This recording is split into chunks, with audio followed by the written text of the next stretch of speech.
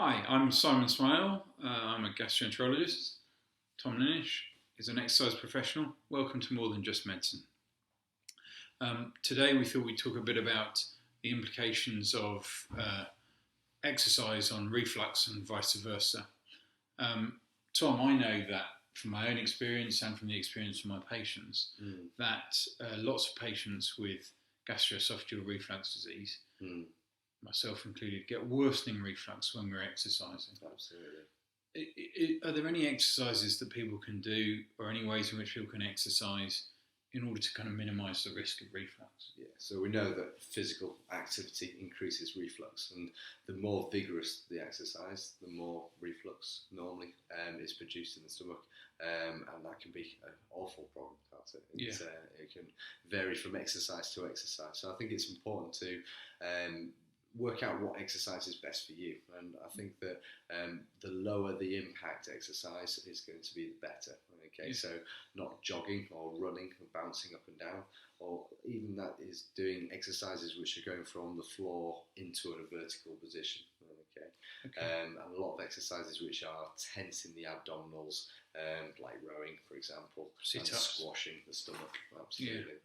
The other thing to bear in mind is that high impact intensity intervals is a thing which is getting the heart rate up, which is from the research is very beneficial for muscular strength and cardiovascular fitness. So the evidence shows that it's a great form of exercise, and a lot of information out there showing that that's the exercise which you should be doing for weight loss and all that. So a lot of information out in the magazines and things which are telling you to do that, and rightly so. But when you've got reflux, those sort of exercises where you're getting the heart rate right the way up to maximum is just going to be making that reflux. It's increasing your gastric acid production. Absolutely. And it's increasing your abdominal pressure, making reflux more likely. Yeah, so if you have a really bad problem, then avoiding those high impact interval sessions is going to be really important for you.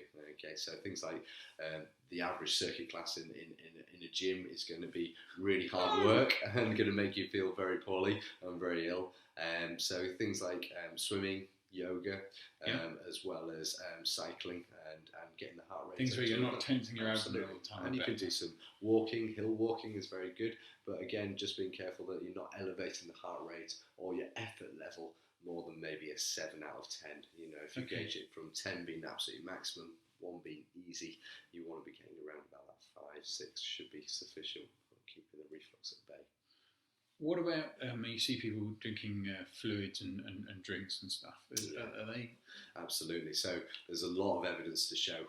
There's been evidence to show in even the elite athletes that the ones which are suffering from reflux, the ones which are drinking sugary sports drinks containing caffeine, and not just containing caffeine, just literally the electrolytes and the sugary fluids in a lot of the sports drinks can be causing more and more reflux and that. Stomach acid. So drink water instead. Water, and that's a good tip as well. Even if you're getting a bout of reflux, water can start to neutralise that. Very beneficial. Washes it out of the esophagus. Yeah, absolutely. Okay. So water instead of sports drinks, water is a very good thing to start doing. And what about advice about eating kind of meals and stuff around exercise? So the closer you eat to exercise, the more likely you've got stomach acids in the stomach. So as a rule of thumb, I'd probably go for about 3 hours before exercise, eating a sufficient large meal, or even if you have severe problems, then even a medium-sized meal would cause some reflux. Worsen your reflux. Yeah, absolutely. So it's not to say that you can't and you shouldn't eat before exercise. It's just a question of working out. If you've got reflux, that may make it worse. Yeah.